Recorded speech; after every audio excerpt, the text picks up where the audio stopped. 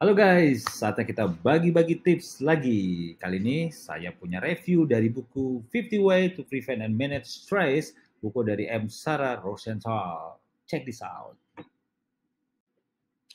Nah, ini guys, menurut Rosenthal, stres adalah pengalaman emosional negatif yang berhubungan dengan perubahan biologis individu yang mungkin dipicu oleh situasi yang asing, sehingga perubahan tersebut ditanggapi dengan respon fight and flight gitu ya. Oke, dan bagaimana caranya? Ada rangkumannya, ada 5 cara yang mungkin berguna buat kita untuk handle stres atau bagaimana cara mengatasi stres di tempat kerja kita. Oke, kita bahas satu persatu. Oke, cara pertama bagaimana kita menghandle stres kita adalah menurunkan energi di lingkungan kerja kita.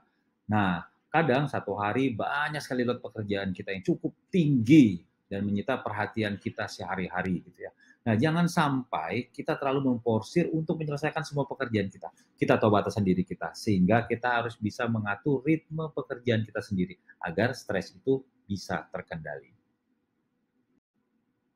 Oke, cara yang kedua masih berhubungan dengan yang pertama.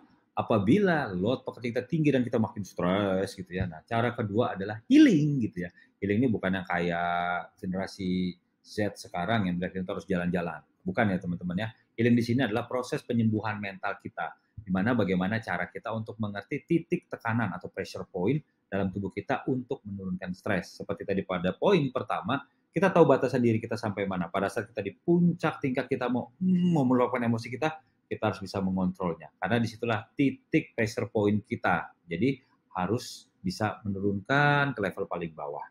Itu ya teman-teman.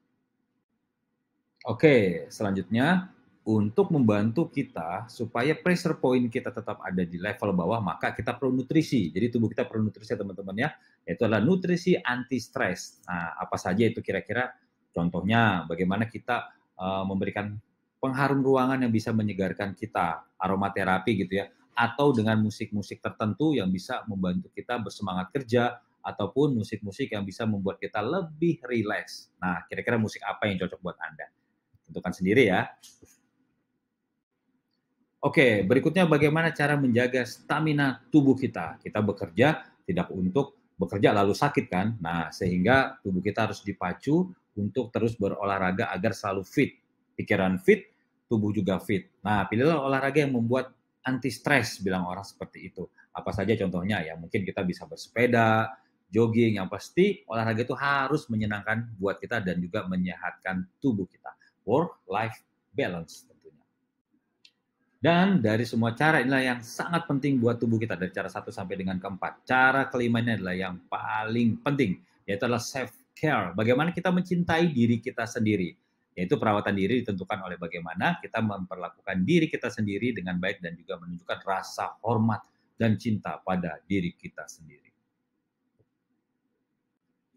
Oke teman-teman, itulah 5 cara dari 50 cara kita memanage stres kita. Kita ulang kembali ya. Yang pertama, menurunkan energi di lingkungan kerja kita. Jangan terlalu memforsir diri Anda, karena itu bisa membuat Anda jatuh sakit.